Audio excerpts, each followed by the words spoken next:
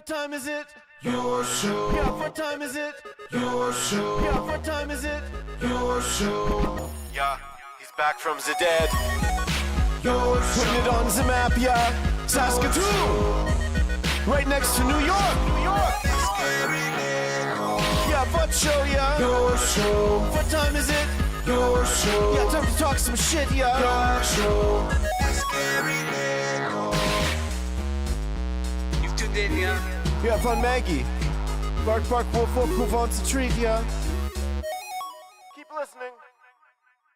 I belong West Virginia, Mountain Mama. Harmonies, home, country roads. Take me home. Country roads, take me home. Country roads,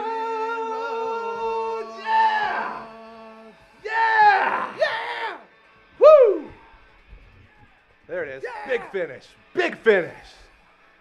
Oh, so good. That's how you come in hot. Welcome to the Tuesday edition of your show. As far as we know, still the only live show on YouTube from 4 to 5 p.m. Monday to Friday.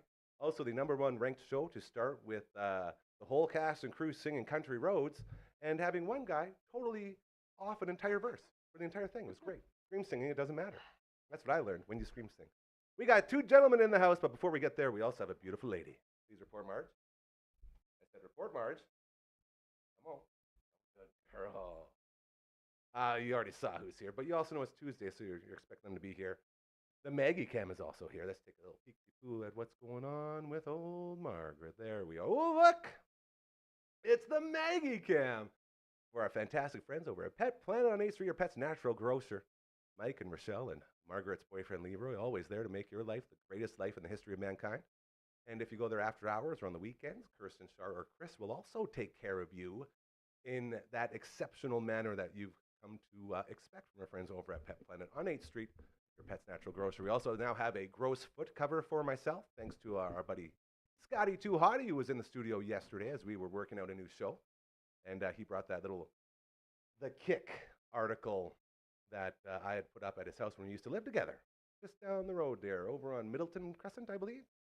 And I had that old, the Star Phoenix sports page, the front page, the day after the Riders won the Grey Cup in '89. Robo-kicker put her through the uprights and called it a day. And now we have it covering up my gross feet. So everybody wins yet again. Go Riders. One man you know from all the natural products in the world, another man who you know from all the bands in the world, well, at least, well, there's so many. I was going to say 3 currently, but then it could be 4, and then if you count the other ones that you're singing on with the super groups, it could be 5. Ladies and gentlemen, it's the All That Angst Boys! Woo! Who, us? Should we sing again? Country roads, take me home. Just dropped that. Sorry. Uncle Brando's got his bananas in both ears now. He's like, come on, guys, I'm trying to play No Mercy over here on the 64. There he is. How you doing? Great. I feel like I'm feeling some You woke good me up, man. positive energy from I that told you sing-along. guys when we were doing outside, I was like, man, I've been editing for the last 2 or 3 hours in there. They said, yeah, you got that look of like you've been on the computer all afternoon. It's like, I don't know how I'm going to get back into it. Who would have known? Yeah, it's Give it to similar me first and off to we go. when people are scrolling on the phone all day. You have that kind of vacant look. Yeah. You had a tinge of it. Not gonna lie. And then I went on to complain about how nobody told me how hard it is to start a business. Well, I looked at Uncle Mike, who's still starting a business 15 years later. And I don't mean that in a bad way, brother. I mean, you're still learning with your business. Constantly learning. Again, like Home Alone 2, when he's like, boy, it's scary out there. He's like, ain't much better in here, kid. Ain't that the tooth? This is why we come up here, you know, for the boys.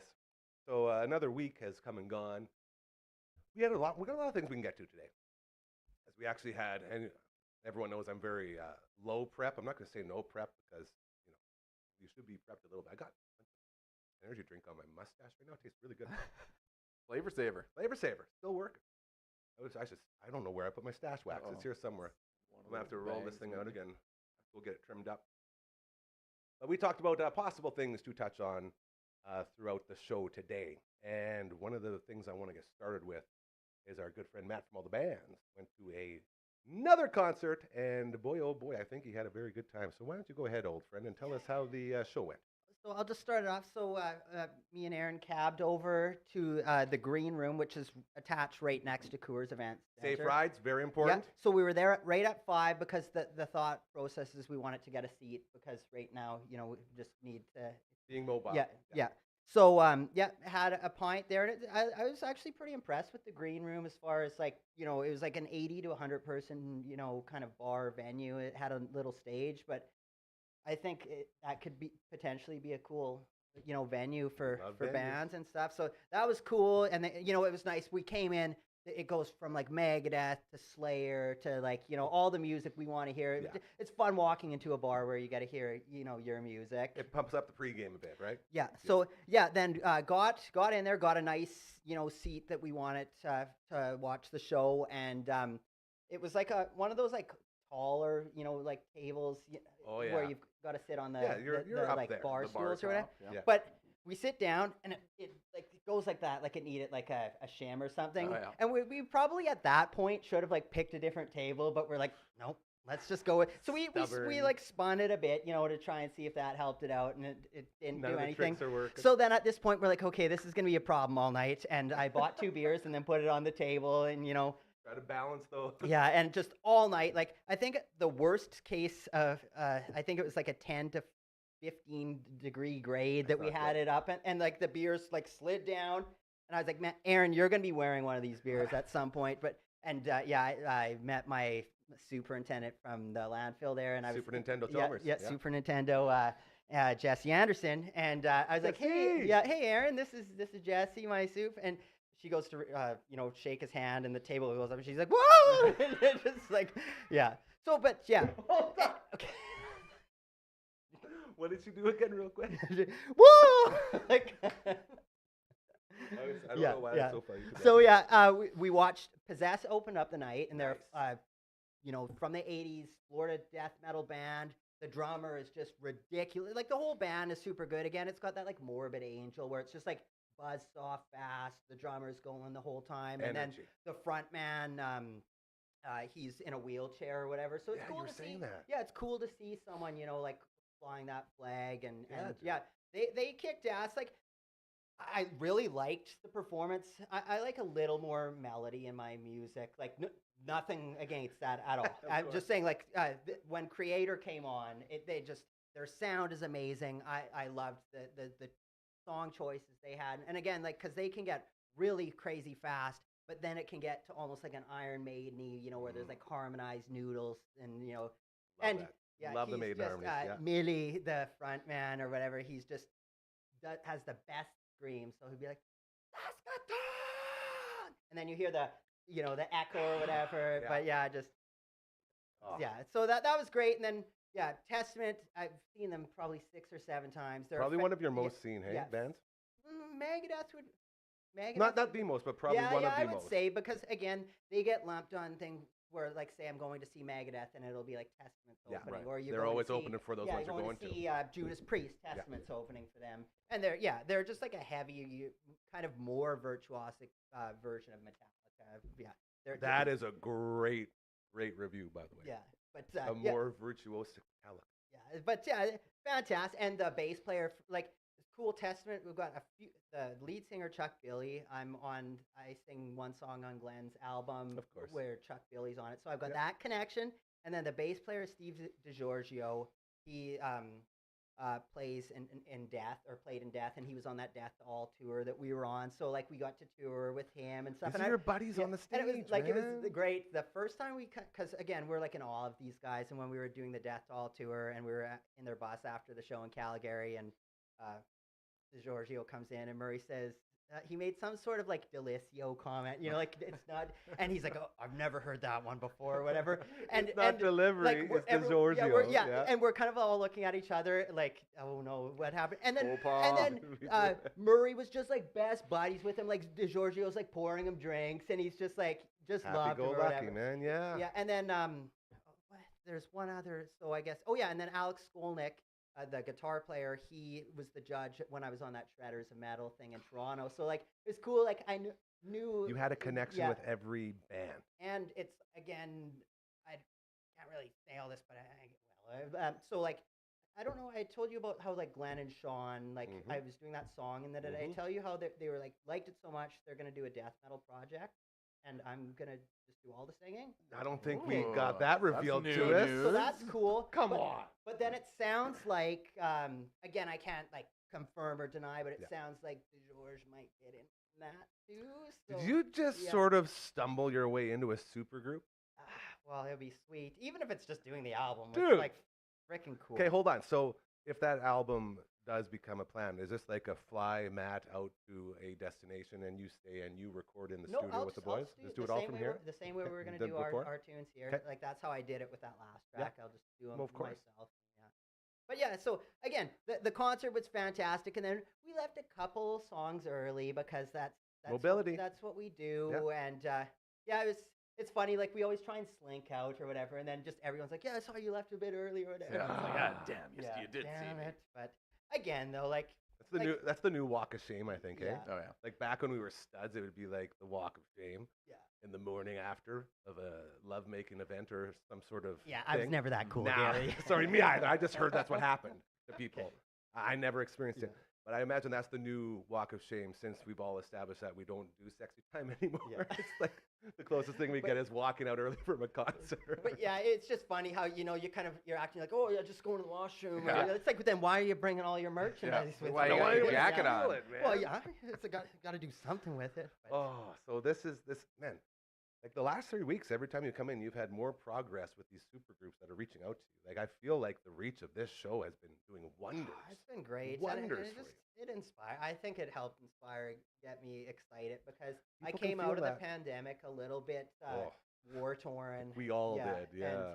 it was tough because I was going to where I was making a living doing music to now it's not a side gig, like it's always in my mind 100% like 24/7, but it wasn't how I was making my money. So there was a few months there where I kind of hung my head down, like it was like mission failed or whatever, but now I'm back up and I know that's not the case, and it's just It's so funny how that can slip. I had to talk with my dad the other day, Grace Dad in the universe, the bottom line. And I was saying to him, every time you feel like you're finally moving and you're getting yourself going, getting all this sort of up and running, there's a million, not just like one or two thoughts, like a million different thoughts that just creep into your mind, and they're all negative. I know.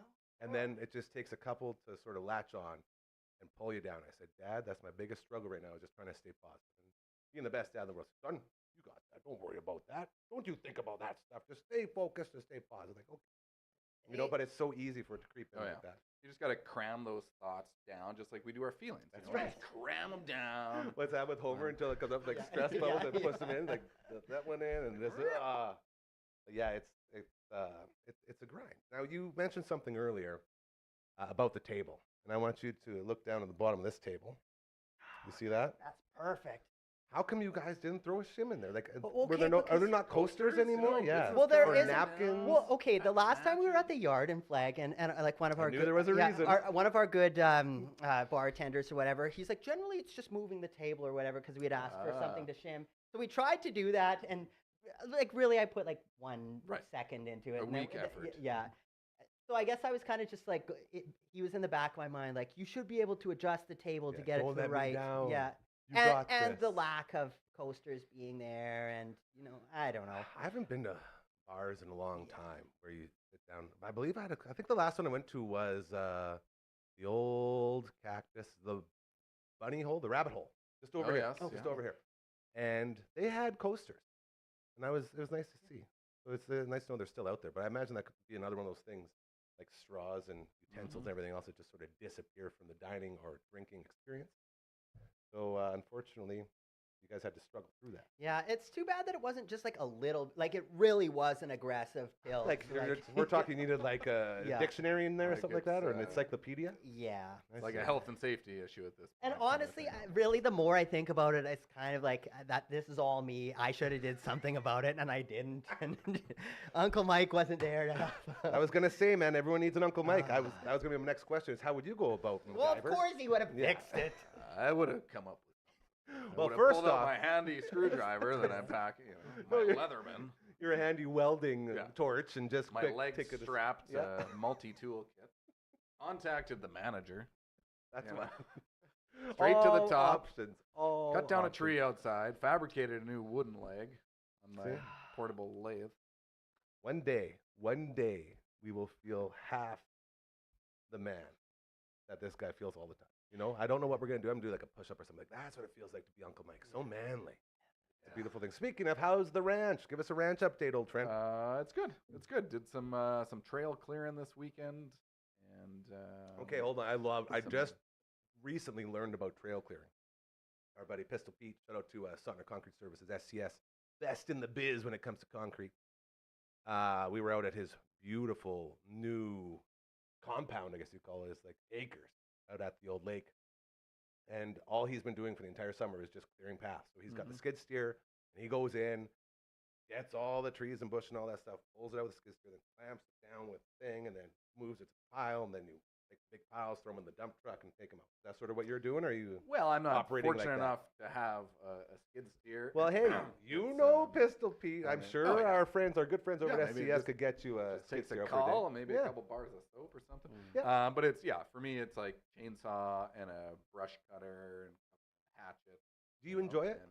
Yes, I do. I feel like that could be one of those things where you could, medicate yourself a bit and go and get some work done. Totally. Yeah. It's and I think for me, anytime I'm doing something, I know it's for the greater good, my family, whatever. But the future good, right? I mean, sure, you got to slug it out now, much like working for yourself.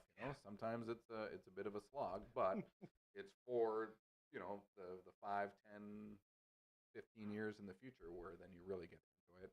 And I'm not getting any younger, so I figure if I bust my ass now, it'll be a little easier when I'm older. Were Very you smart. using those black pants? Your special black Oh, pants? pants. I wasn't actually. Those I know. They're not I've, retired though. They're not retired. They're still in rotation. It was I don't know. Sometimes I just wake up and I just throw whatever pants are on the floor on, and then you that's get what we it's all like, do. oh shit, I got That's how you get dressed. And I'm wearing my work Yeah, pants. it's called putting clothes on. Yeah. Yeah. But yeah, and then sometimes I was also in the attic, insulating the garage attic, Oh no. which is not a lot of fun. Ooh. And so that time I did actually not those pants because it was fiberglass. I Yeah. didn't want Don't want Yeah, that getting all in those, fiberglass like, everywhere. furs or- So I yeah. put in my burlier, Yeah. Carhartt Yeah. work pants or whatever. But then, gardening. We're it's Harvest time. harvest time, Yep. so it's harvesting and processing and prepping for next year. So we made some salsa this weekend. I will bring some by. I've got a few things that Nice. I'm working on. I'll bring you a little care package, that we can enjoy. I here. love homemade salsa. I learned that. Our friend Aiden, Pulse Power with Aiden, new show every Monday, made a batch of salsa, and oh my God, homemade Nice. salsa? Get I mean, outta it, here. it makes a difference. Like it was a couple weeks ago, we had made some tomato sauce and meat sauce and whatever, and we had spaghetti the other night. Damn, like when it's like even like a lot of times we'll make our own pasta sauce, but it's like canned Yeah, stewed it's not- tomatoes, Yeah. and it's okay. But like when it's fresh Oh, tomato, fresh like, right, tomatoes. it's fresh Yeah. peppers, onions, garlic, whatever. It makes a world of a difference. So much. I could not agree with you more, and I look very forward to trying your salsa. Maybe we'll try it on the show next week. Yeah, wonderful. It'll be a good little taste test as we are hanging out with the All Outta Angst podcast boys, and we actually are getting two birds stoned at once right now, as this will also double as the episode for this week, coming out on Thursday. So be on the lookout for that anywhere you get your audio podcasts, including the Amazons and the Apples and the Spotify's, all those things. So you can find it there, and it's going to be very, very neat and fun for me because it's a lot less work, and we're still going to have a great show because these shows are always fantastic on your show that we do. In case you're keeping track at home, we usually record before this show, which is sort of tradition, but today Matt had to be the world's best husband yet again. For as much as Uncle Mike is the manliest man, you're the husbandiest husband, my I'm friend. reliable. Yeah. That's You're there. yeah. You're always there. And that's all it takes. That's what I learned. That's why none of my relationships ever work. Because apparently I'm not there enough. And you're always there. And so be proud. It takes a lot. I know how much it takes. Thank you. You're a good hubby. Very Thank good hubby. Don't So- get me blushing. So yesterday, I went out, and we're going to switch gears a little bit here, but stick with music as that is sort of our wheelhouse. I was driving to go get Network Ryan to come in here, and we were doing a bunch of business stuff and work stuff and proposal stuff, Queen stuff and all the stuff we hate to do. Dragon's falling asleep. You okay, bud?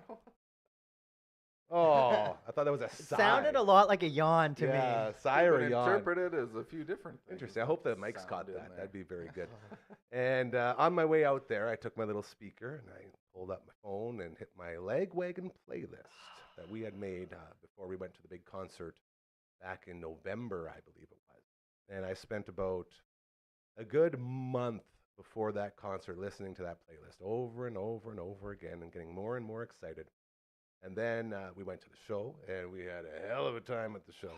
So much fun. Memories were made, and then sort of that was it. And I have this playlist. I had listened to it probably about two or 3 months. Mostly because I found that I'm one of those, and here I am talking about it. I hate talking about myself, but I am one of those people who experiences music, I think, differently, in that you don't just listen to it, but you feel it, and without even knowing it, you can become overwhelmed with emotion. And I'm on my way out there. I'm driving the old 93 Shadow down the highway, listening to this Lagwagon. And then a song would hit, and I'd picture me and Matt from all the bands at the concert, arm in arm, scream singing to discords, and just doing all these memories in my head. But they all go by so fast while you're going. And then all of a sudden, before you know it, you got tears coming down. And you're like, why the hell am I crying? As you're singing along and harmonizing to these songs, you're so happy, but the feelings come through. And it's so weird to me that I'm still like this, because I thought this was sort of just a thing that I went through as I transitioned from, Gary 2.0 to Gary 3.0. And apparently I still feel music this way. And I just want to throw it out there to you two jabronis. And Uncle Mike, we'll start with you, because I love throwing stuff on you without you knowing, just so we can have that awkward moment where you say, oh, well, I. And we'll get you into that by asking you the question, what is it about music that makes you feel that way?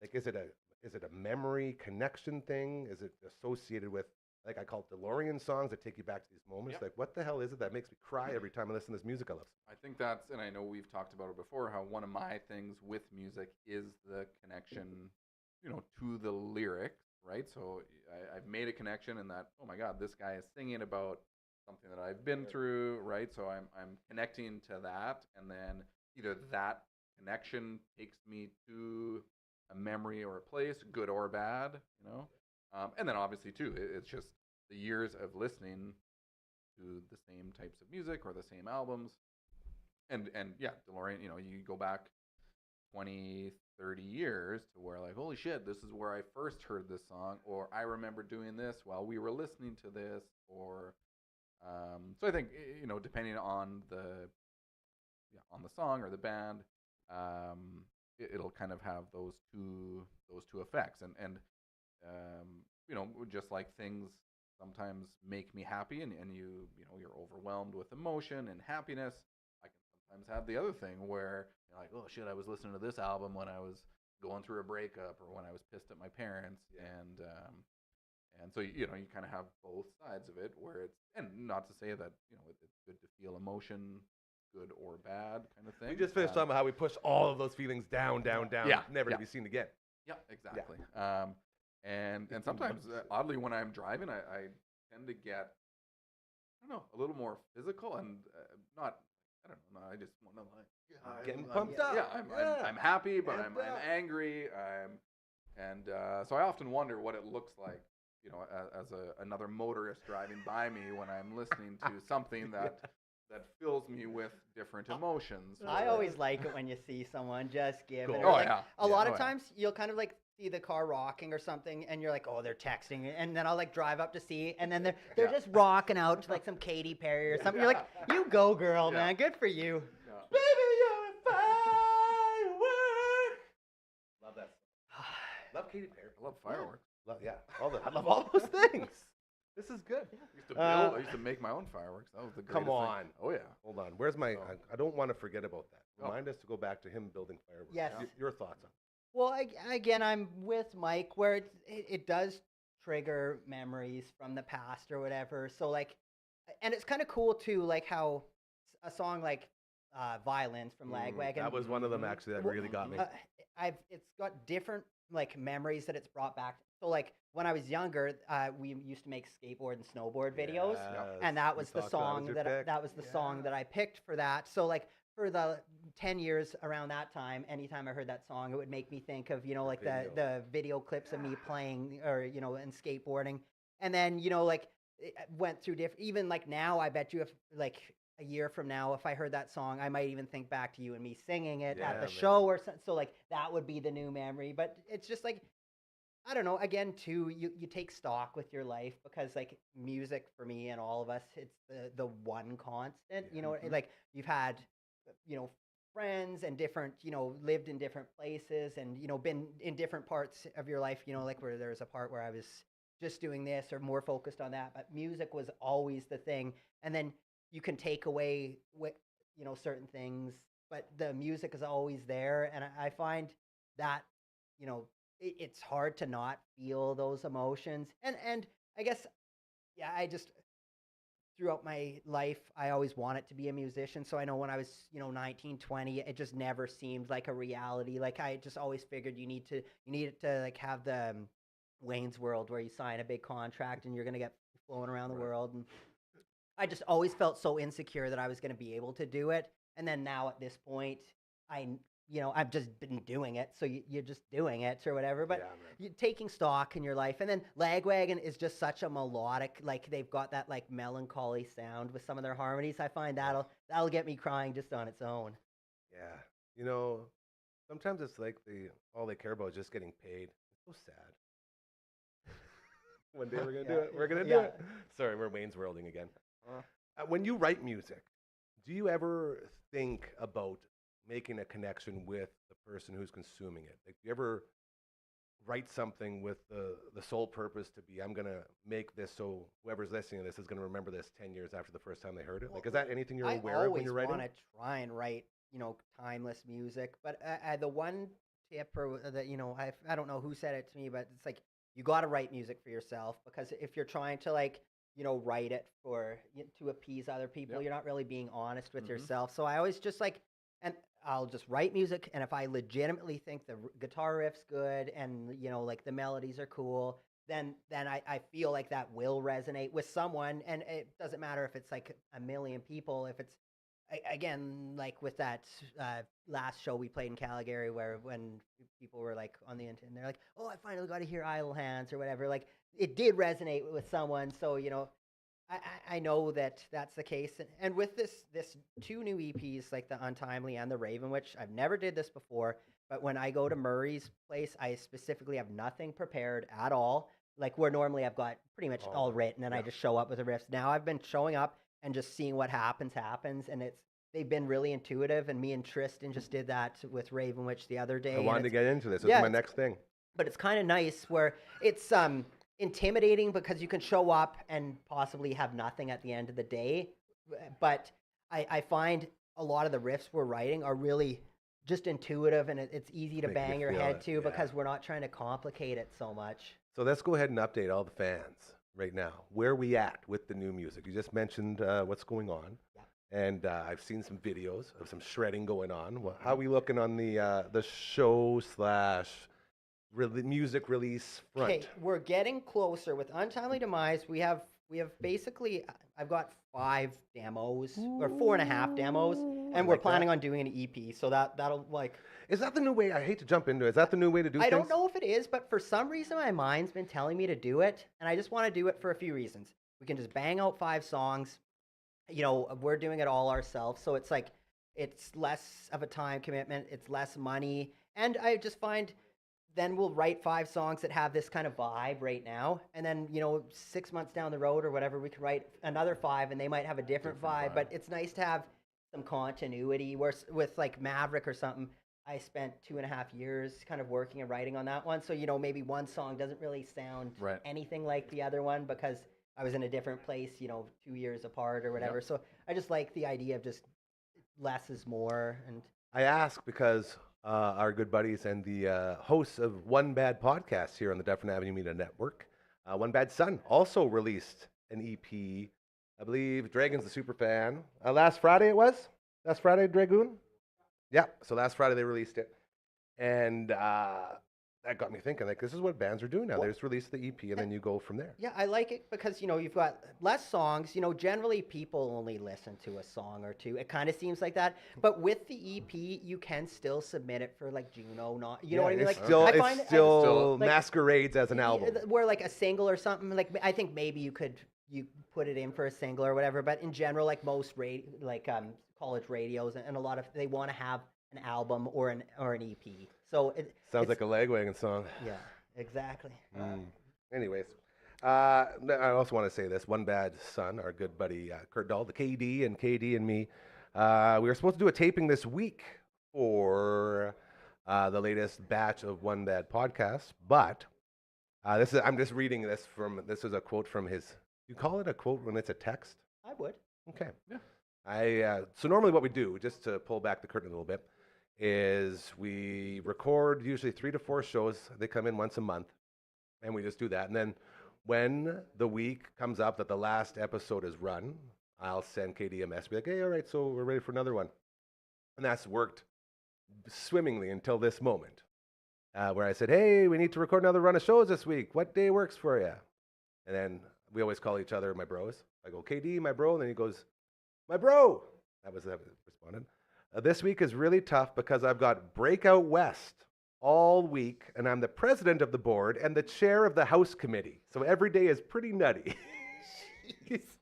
So between dropping the EP last Friday and then running Breakout West and all the other stuff, we are planning next week to get those recordings done for One Bad Podcast. So we will be pushing the new EP through the rest of this week, and then next week we'll get back to it. But just shows you, KD, man, oh man, that guy knows no bounds when it comes to doing things for music in this province, eh?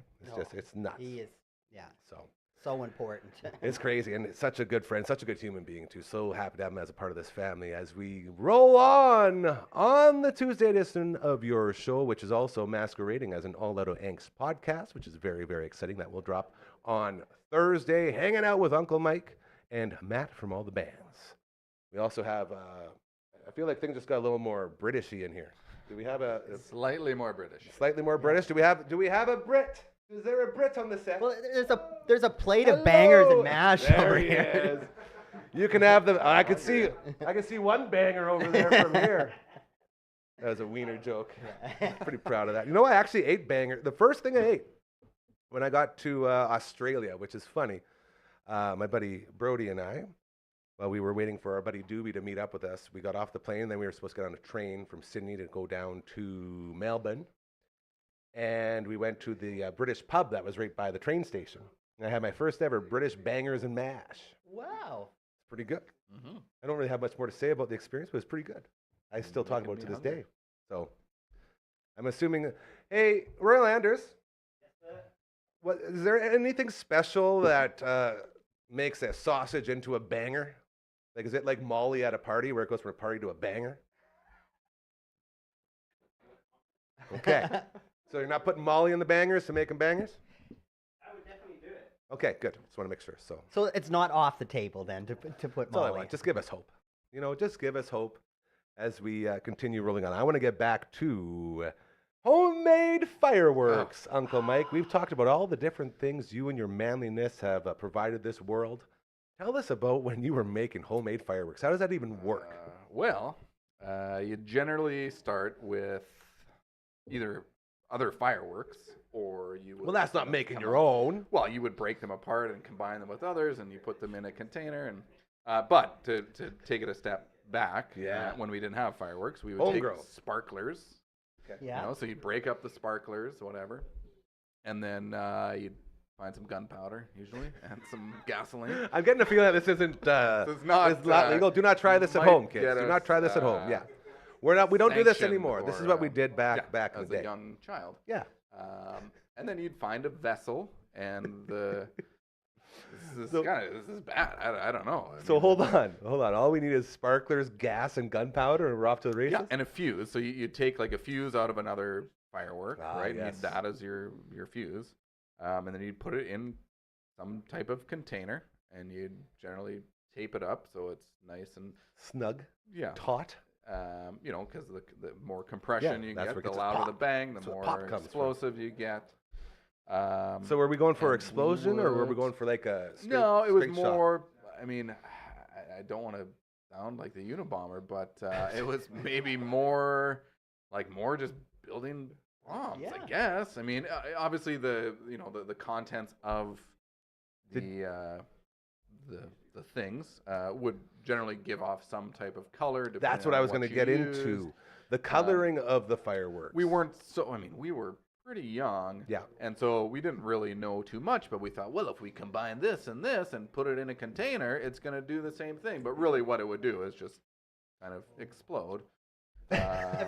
And yeah, a lot of like WD-40, and we spray Anything. our bike tires with WD-40 Oh, to light them up yeah. and then ride around. Smoke show. You know, and That's yeah, tight. just doing stuff. I mean, and I think like I don't know if we were 10 or 12, like it was probably pretty. Like my son is 12, and fortunately he's kind of not into that same stuff. Kids are different But nowadays, I man. wanted to be a pyrotechnician. I wanted to be a stuntman and a pyrotechnician for years. Like that's Dude, I what feel like you're wanted to living that do. already. I know for us, we had a phase where we were making quite a few Molotov cocktails. Cocktails. Everyone did. So Dude. again, I was probably like, I'm going to say between like 15, 16, kind of like a bit older than Mike. I didn't learn my lesson yet. So yeah, we would just get I think we would steal like probably like our old drummer Tim McFarland's dad, like his jerry can of gas or whatever, and then you just get a bunch of bottles and then just rip pieces of fabric, dip them in the gasoline, and so yeah, we were That'll do like it. throwing them out. I guess it's just past McCormick, like at that point there was nothing Right. there, Yeah. so it was just like dirt. The and pits. That we was would- the pits, man, out so that yeah, way, yeah. we'd just be throwing them around, and the one time Buddy threw it at the jerry can, so then the jerry can started on fire, and for some reason, Buddy kicks it, and No. it gets kicked under Tim McFarland's car, his Oh. Camry LE. So the jerry can's on fire underneath his car, and he had to What do like you do? quickly drive it away. But we're like, yeah, we probably should stop doing this now. But You got it out, eh? yeah, Jeez. it's. That's so funny. But it's so dude. funny. Like we should have just left it there, like the jerry can just burn out or whatever. But Right. for whatever reason, someone kicked it. And again, like when it kicked, like some of the gas could have Oh, went yeah. up on Yeah. that person's It's- leg. Yeah. Kick the can was a fun game. It was Until it great- got too Until it extreme. was on That's like fire. extreme kick the Spreading can. But yeah, down. that was our kind of one of our explosive. How do we all have stories, hey? And how do we have limbs? Yeah, that too. Man. Like And ours, eyebrows. man. Still. Like straight up, like I remember being in my garage, clear as day, with a couple of the boys, and had a beer bottle, filled her up with gas, got the Of course you did. dipped her in, walked just down the street. So Dufferin's this way, walked just down to Cascade, and just tossed it from the back alley onto the street, and sure enough, that thing worked, and it had a Oh, big it's- old it's fire right in the pretty middle of the street. It's awesome. like holy shit! Like we got in a lot of Oh, trouble yeah. for doing stupid. Like we also did the crab apple thing where we had one of those super elastic launchers where you like Oh, pull it yeah. out Oh, yeah. and you pull it back and send it off. We'd launch those. So we had 2 apple trees in the back, and we'd launch the apples all the way over like 4 houses, blessing market, 4 houses, and landing on the street. And we were like hitting apartments over there and stuff. Like it was bad. Yeah. It was bad, stupid stuff. And again, do not ever do as we say. Like we are the dumbest kids for doing that. I just had one more memory recall that kind of Here we got go. jogged. So this would be more when I'm gonna say probably like 7 years old. Murray would have been 9, and we used to take my mom's hairspray, and then Oh, we would yeah. tape a candle in front of it, light the candle, and then Blowtorch. you just go.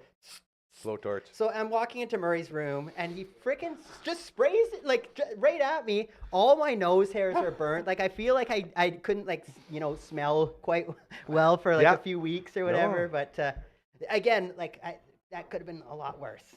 I don't know how we made it out alive. I agree. As it's, don't be dumb.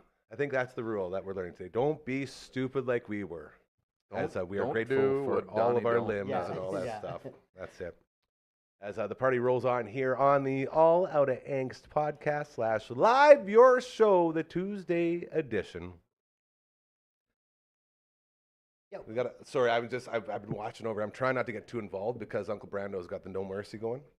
And if you ever played 64 at all, you guys ever got the N64? I know it's not really. Yeah, I got it the N64, but not this specific game, which So, looks like, fantastic. There was like the three big games for the 64 got that sort of GoldenEye. changed.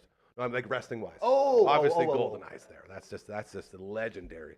But yeah, your WCW versus NWO, and you're WWE No Mercy. These are sort of like the two sort of big dogs from back in the day where you got to create your own wrestlers and go through it all. So Uncle Brando and I have been trying to get some money in here so we can get our guys made and start chasing titles and all that fun stuff.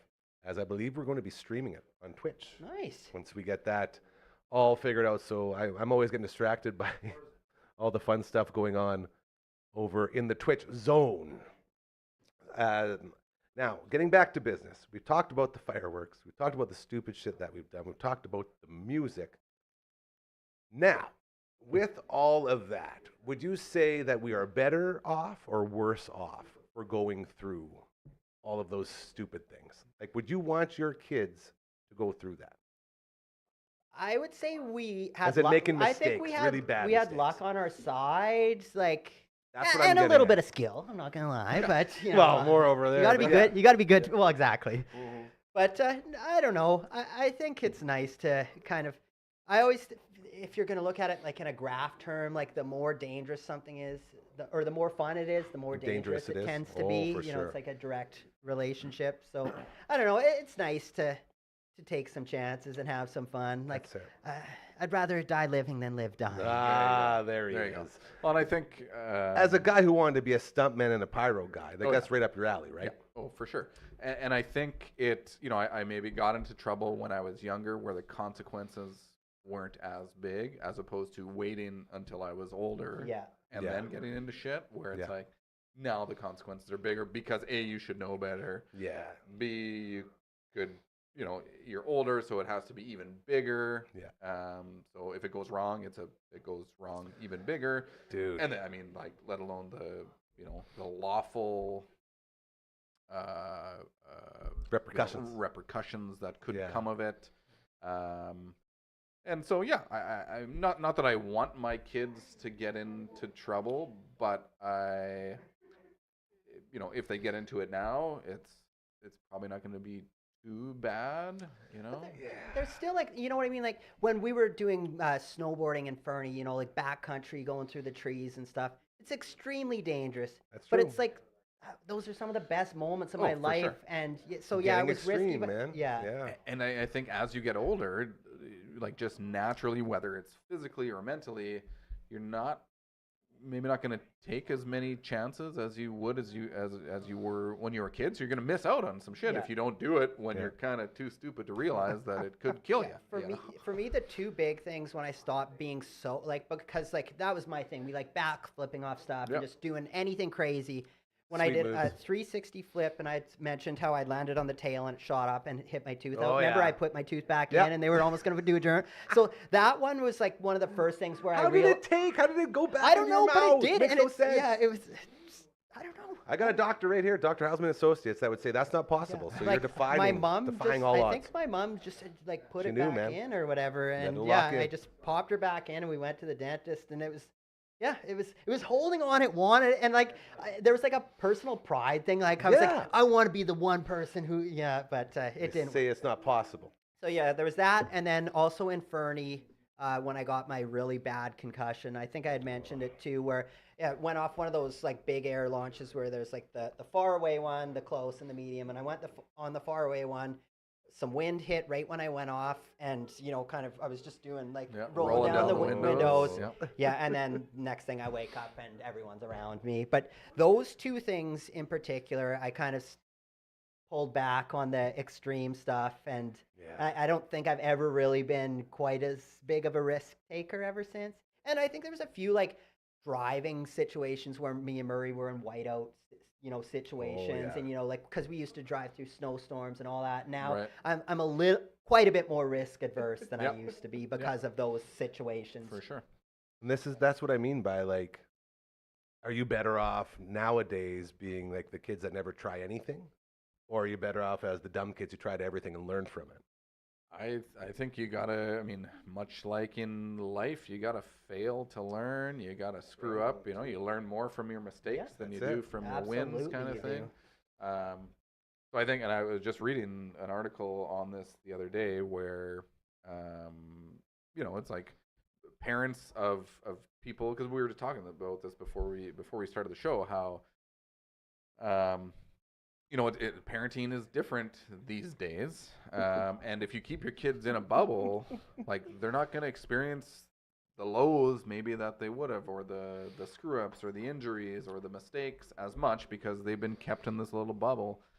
And I don't know if it necessarily makes them better in the long run. Like I think they're too, because life is not bubbled. Life doesn't keep you in a bubble, right? Sure so doesn't. You need to experience all the things that you know, essentially build your character, build you to who you are. I really appreciate how we came full circle on this. I had a big old rant here before the show, and I was talking about how the reason this world has gone to shit is because parents stopped disciplining their kids.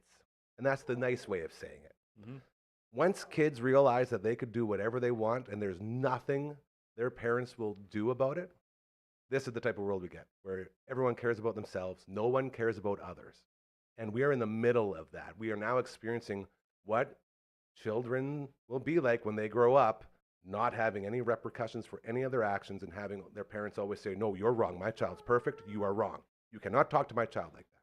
When you have those people growing up with that upbringing, this is the type of world we get. Well, and it's crazy because you're just thrown into the real world, and then like I know there's people that I've worked with, you know, that kind of grew up in this younger generation and never really had, and then they're like in a laboring position and asked to do something completely normal, like mowing the lawn or doing some weed whacking or something, and just feel like they're above that. It's like you applied for a labor position, like, but you're just always assume that you can talk your way out of anything. Because no one ever told you can't. Yeah.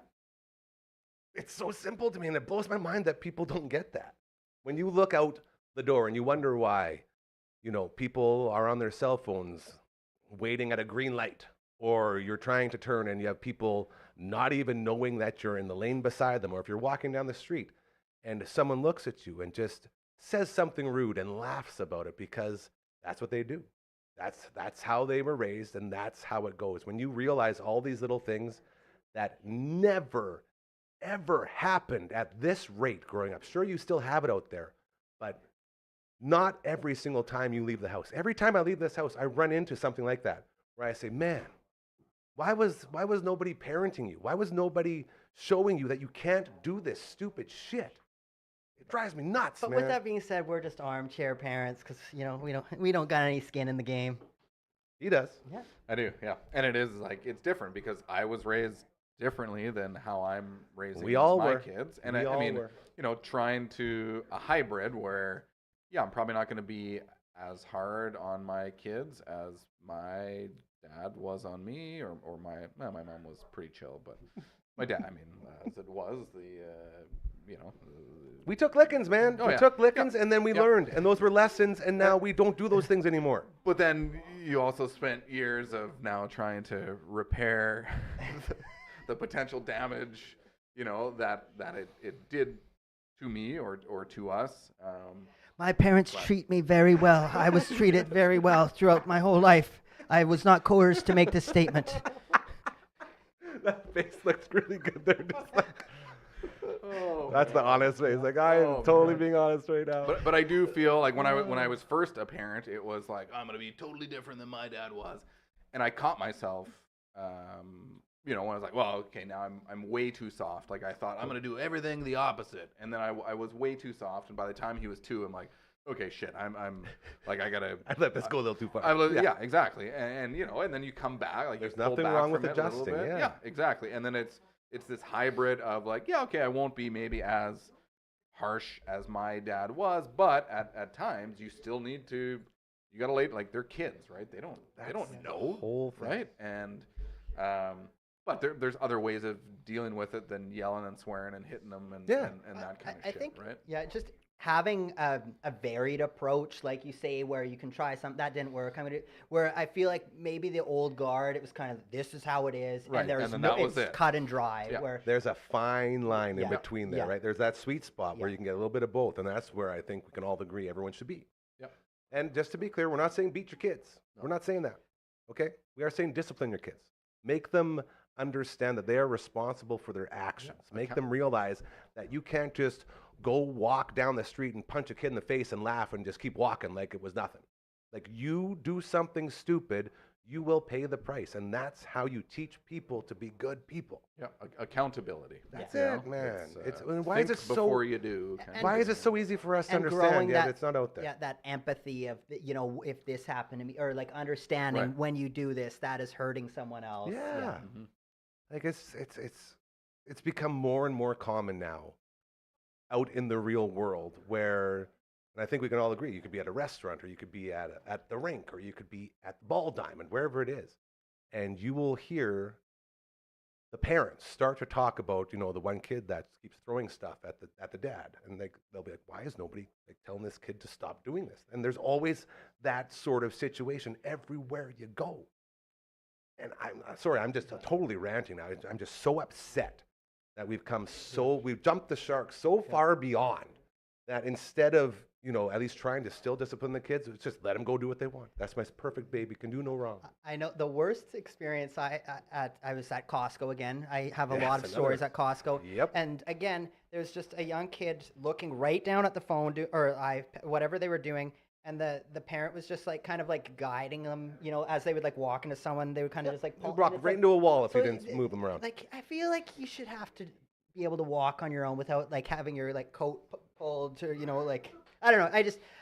It stuck with me. It probably happened 4 years ago, and I was like, it doesn't Bones. seem Still right. Shaking my fist at that. How many times have you seen a meltdown in public, a full-blown, like, 110% meltdown, and have it be about anything except a phone? It's always a phone or a screen. And, you know, the second those things get taken away, there's death threats, man. And there's cursing, and there's punching, and there's kicking, and there's life-ruining shit going on.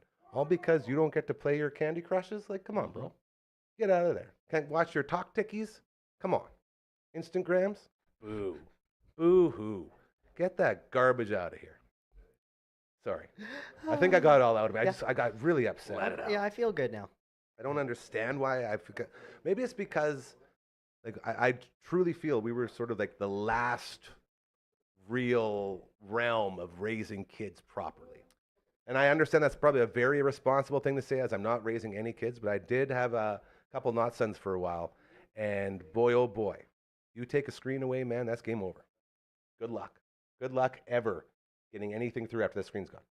You know, I catch myself in, you know, I'm sure it was like when, you know, Elvis Presley started making music and my parents Those were sexy listening to it, hits. and Moving on. their, you know, Yeah. their parents were like, what is this trash? You can't, you know, blah, blah, blah. And then for me, it was like, you know, it was punk rock. And I always had my headphones in when we're on a trip. Take those headphones out of your Oh, yeah. ears. You need Got to be that. listening to me when I'm talking to you. Yeah. And then now it's screens. And I mean, we heavily regulate screen use. Like, Yeah, you're my on it. kids don't have phones. I mean, they get, you know, allotted screen time during the day. Sometimes, yeah, it's a pain in the ass to take it away, but it's like your You time have is to done, do it, and that's yeah. it, right? So yeah, I mean, I feel I sometimes have to bring myself back, and it's like, oh shit, like Silas is going through the same stuff that when I wanted to just listen to my Walkman and zone out and not, you know, it's like the same thing with his whatever, his Switch or whatever, or not that I'm, you know, justifying whatever. It's just I sometimes have to take myself back. It's like, okay, it's just kind of the same shit at a different time, right? Perfect. It's not Yeah. Elvis Presley. It's Nintendo Switch. If it's not the Beatles, it's punk rock. You know, I don't know. Perfect example. And before we call it a day, we'll end on this one. My dad, again, the greatest dad in the history of mankind. Love him to the moon and back. My screen was the Nintendo. There was nothing you could do to get me away from the Nintendo. And I would play nonstop all the time. To the point where Dad said, son, I need you to pick those apples out there. Like, yeah, okay, Dad, I'll get to it. Half hour later, son, how's those apples coming? Almost there, Dad. About 20 minutes. Son, if you don't get out there and pick those apples, I'm going to throw your Nintendo in the garbage. Yeah, sure, Dad. You probably paid like $1 million for this Nintendo. There's no way you would do that. Oh, really, son? No. And this is me not understanding. My dad, he's a businessman. Owns a business. He's got enough cash to float throwing away a Nintendo if he wants to. In my head, I'm like, you paid $1 million for that. You would never do that. That's like, this thing's my everything. Picks it up, unplugs it. Instant bawling. Dad, no, no. Walks it out. I'll never forget it. Walks out through the deck, out into the back alley, opens up the dumpster, looks at me and says, you think I can't buy 100 of these? Dropped. And I'm in my head, I'm already like, okay, I can climb into that dumpster. Like, I can get it. I'll get it out, no problem. And he goes, don't you even think about going in there to get that stupid piece of shit. It's like, and guess what I did? I went and picked apples. I went and picked apples instantly. Mm-hmm. And then guess what? I was allowed to dumpster dive and get the Nintendo back. Yeah. Nice. See, that's how it's done. Yeah. That's how it's, actually, that's a two finger. That was, man, it was a mic drop, dude. It was such a, and it sticks with me to the day I die. Like, that was the moment where I realized, okay, this guy knows what he's talking about. And clearly the thing I hold in regard most highly means nothing to him, and he has no issues getting rid of it forever. So now next time you say I'm going to throw it out, guess what I do? Oh, sorry, Dad. Yeah. Yep. A lesson was learned. He's not bluffing. A lesson was learned. Right. And he didn't hit you. Nope. He didn't have to swear Didn't at have you. to do Didn't anything. have to demean you. You know, it was just. And that's it. It still worked to this day, or it still works. Yeah. Or worked. Yeah. Oh yeah, the Nintendo's fine. He didn't give it a smash. It was like a mic drop. Yeah. It was so baller. Not like so when baller. me and Shipley were in front of the porn store and the guy threw like the tape right down. Like nothing was getting that tape back. I love that story, man. Oh, meanwhile, Merbs is in the car getting ready to rip out. Yeah. I just always like disseminating that story whenever I can. Yeah, it's a great story. Yeah. Dragon, what do you say, buddy? Play us out? My man. You guys ready? And we have begun. The countdown is here. We'll see how it goes today. How do you do the Elvis? Ooh, yes. Dragon also reminded me. New episode of The Viewing Room dropping today. Which one was it?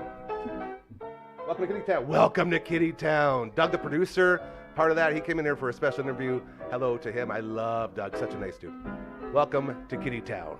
Will be the review as The Viewing Room drops, starring Dragon and LB. They are co-hosts and they are amazing. A special thank you to my friend Rachel with Elmwood, who came by here earlier this afternoon. We had a lovely little visit talking about everything, really, as she's moving to a new business adventure, which is very exciting. We also talked about the Fall Feast and how well that went. And also a reminder that the need never stops, just like our friends at the food bank. Elmwood always needs help, so be it with volunteer time or monetary donations, whatever it is, head to elmwoodyxc.ca, make a donation or make a time donation and help out as we continue to help out all of our good friends over at Elmwood. Thank you to Royal Andrews, who showed up here in the background. That's my sweet prince. To Uncle Brando, getting ready to do a recording for CCO. That means Network Brand will be here soon. Thank you to the boys for all of that. And to you too, jabronis. Thank you for doing an incredible job like you always do. The show is amazing, and I love you both so much. We'll be back tomorrow. We're going to have another band, which will be performing at the Unplugged Open Mic at 3 Hall this Friday night. And then the show on Saturday, so that's going to be a lot of fun. We'll also check in with Adrian Ballarjon, a.k.a. Coach Number 1, as he is in Australia, but he still gives us some time. Every Wednesday, I guess it's Thursday morning for them, but it's Wednesday afternoon for us. So we got that to look forward to tomorrow. And as always, thank you to you for being a part of this amazing experience each and every day from 4 to 5 p.m. Remember, karma is oh so real. Do good things. You'll start noticing. They'll start to happen to you. I promise you, okay? This is how we make the world a better place. And discipline your kids. That's the other one. Discipline. Throw out their Nintendo, or at least fake throw out their phones. Do something to really get in there. Have a great night. We'll talk to you tomorrow.